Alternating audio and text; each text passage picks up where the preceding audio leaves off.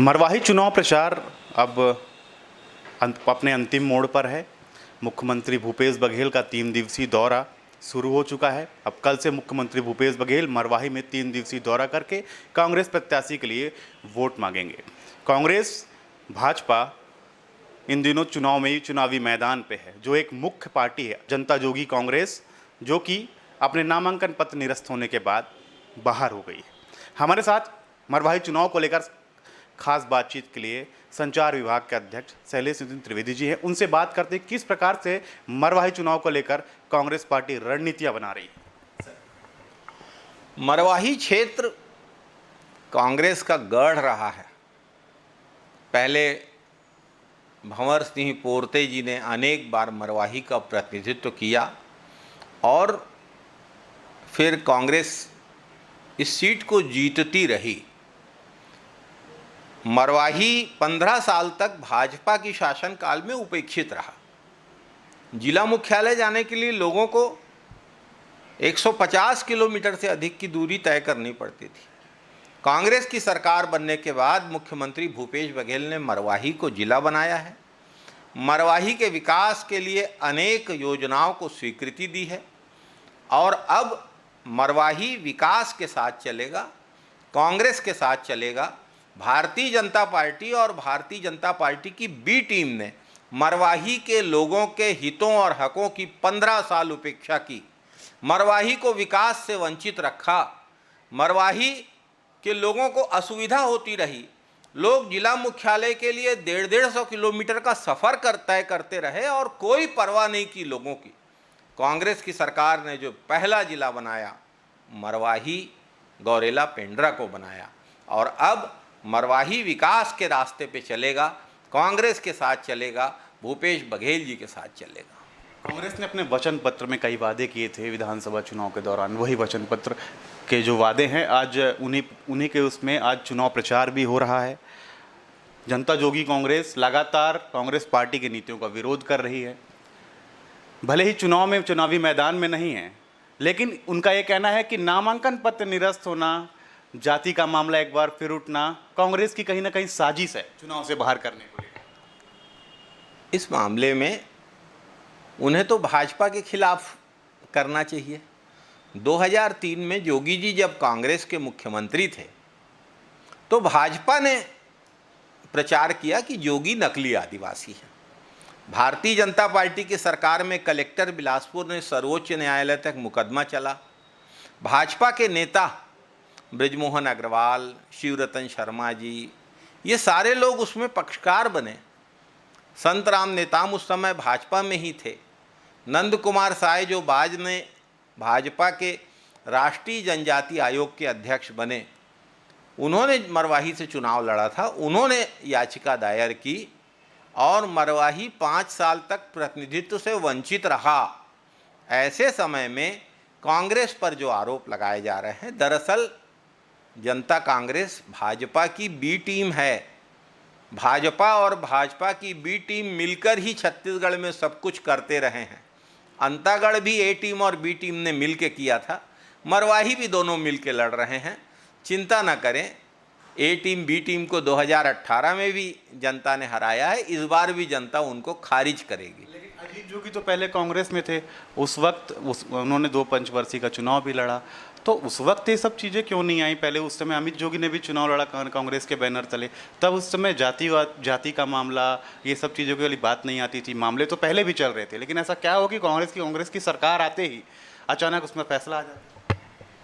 आपकी जानकारी सही नहीं है। जब मध्य प्रदेश था उस समय भी जोगी जी के जाति का मामला उठा था। अनेक विधायकों और सांसदों ने दस्तखत करके लिखा था कि जोगी जी आदिवासी नहीं हैं। ये विवाद, ये मुद्दा कोई आज का मुद्दा नहीं है और इस मामले को जो लोग कह रहे हैं कि कांग्रेस की सरकार आने के बाद ये मुद्दा उठा, वो गलत है।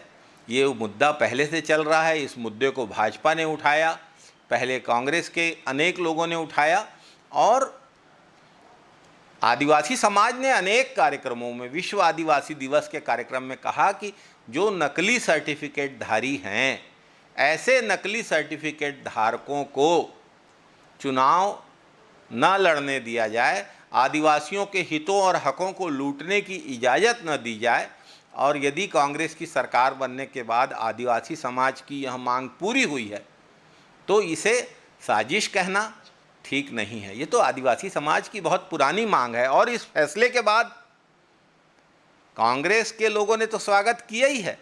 भाजपा के नंद कुमार साय, जो कि अनुसूचित जनजाति आयोग के राष्ट्रीय अध्यक्ष रहे हैं, और ननकीराम कंवर, जो कि गृह मंत्री रहे हैं भाजपा सरकार में, उन्होंने भी इसका स्वागत किया है। ऐसी स्थिति में इस तरीके से निर्वाचन प्रक्रिया को दूषित कहना गलत है। ये तो आदिवासी समाज के हितों और हकों को पूरा करने का काम जो कांग्रेस की सरकार कर रही है, उसी क्रम में ये हुआ है। भारतीय जनता पार्टी की सरकार लगातार कह रही कांग्रेस मरवाही चुनाव को लेकर डर रही है, इसीलिए अपने पूरे विधायक, पूरे मंत्री, पूरी ताकत के साथ केवल एक सीट को जीतने के लिए लड़ाई लड़ रही है।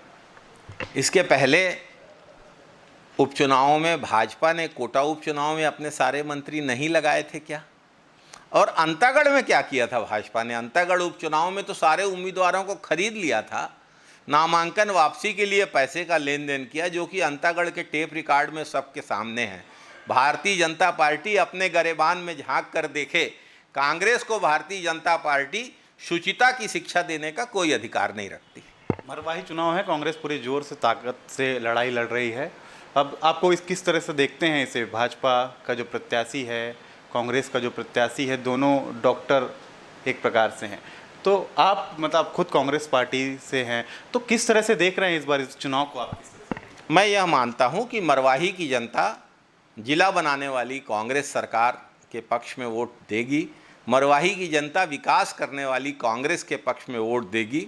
मरवाही की जनता, जो कांग्रेस उनके साथ हमेशा खड़ी होती आई है, उस कांग्रेस पार्टी को वोट देगी। एक बड़ी महत्वपूर्ण बात है कि कांग्रेस के तो 69 विधायक हैं। मरवाही की सीट जीतना और हारना सर्वाधिक महत्वपूर्ण है मरवाही के विकास के लिए, मरवाही के मतदाताओं के लिए, और इस मामले में हम पूरी तरीके से मरवाही की जनता के निर्णय का सम्मान करते हैं और हमें पूरा विश्वास है कि मरवाही से कांग्रेस उम्मीदवार की प्रचंड बहुमत से जीत होगी। एक आखिरी सवाल, पूर्ण शराबबंदी की बात कांग्रेस सरकार ने अपने घोषणा पत्र में की थी कि हम पूर्ण शराबबंदी करेंगे जब हमारी सरकार आ जाएगी। तो अब ऊपर से उपचुनाव हैं, क्या इस फिर से पूर्ण शराबबंदी की मुद्दे को लेकर जो सरकार पार्टी है वो फिर से जनता के बीच में जा रही है? लेकिन ये जो पूर्ण शराब की जो शराबबंदी की जो बात थी, वो अभी तक पूरा क्यों नहीं हो पाया? इसके पीछे वजह क्या है? कांग्रेस ने जब अपना चुनाव घोषणा पत्र जारी किया था, हमने कुछ बातें समयबद्ध कही थी कि ये चीज़ें हम इतनी समयावधि में करेंगे। सरकार बनने के 7 दिन के अंदर हम कर्ज माफ़ी करेंगे, 10 दिन के अंदर हम कर्ज माफ़ी करेंगे। हमने 10 दिन नहीं लगाया, हमने 10 घंटे भी नहीं लगाए। सरकार बनने के 1 घंटे के अंदर कर्ज माफ़ी का फैसला मंत्रिपरिषद ने लिया। इसी तरीके से हमने अनेक वादे पूरे किए हैं, जिसमें धान का दाम 2500 रुपये देना, तेंदुपत्ता की दर 2500 से बढ़ा के 4000 रुपये करना, टाटा की ज़मीन जो बस्तर के किसानों से ले ली गई थी वो उनको वापस करना, उनके मालिकों को वापस करना, रजिस्ट्री के रेट कम करना, गुमाश्ता कानून में सुधार करना। जो जो चीज़ें कांग्रेस ने कही थी समयबद्ध, उनको पूरा किया है, उससे ज़्यादा किया है। हम अपने अन्य वादों को भी पूरा करने की दिशा में तेज़ी से काम कर रहे हैं। जिस भारतीय जनता पार्टी ने 300 रुपये बोनस 5 साल तक देंगे कहकर नहीं दिया, जिस भाजपा ने 2100 रुपये दाम देंगे कहकर किसानों से धोखाधड़ी की, जिस भारतीय जनता पार्टी ने हर आदिवासी परिवार को 10 लीटर दूध देने वाली जर्सी गाय देने की बात की और धोखाधड़ी की, जिस भाजपा ने 5 हार्स पावर पंप के मुफ्त बिजली की बात बोलकर धोखा दिया, जिस भारतीय जनता पार्टी का चरित्र धोखाधड़ी रहा है, वो कांग्रेस पर किस मुंह से आरोप लगाती है? तो ये थे हमारे साथ शैलेश त्रिवेदी जी। तो मरवाही जो चुनाव की जो हम बात कर रहे थे कि अब चुनाव प्रचार की जो प्रक्रिया है वो अंतिम दौर पर है। अब देखने वाली बात है कि मरवाही की जनता आखिरकार किसे अपना प्रत्याशी चुनकर मरवाही की गद्दी पर बैठाती है। कैमरामैन एस गणेश के साथ रोहित बर्मन, टीसीपी न्यूज़ रायपुर।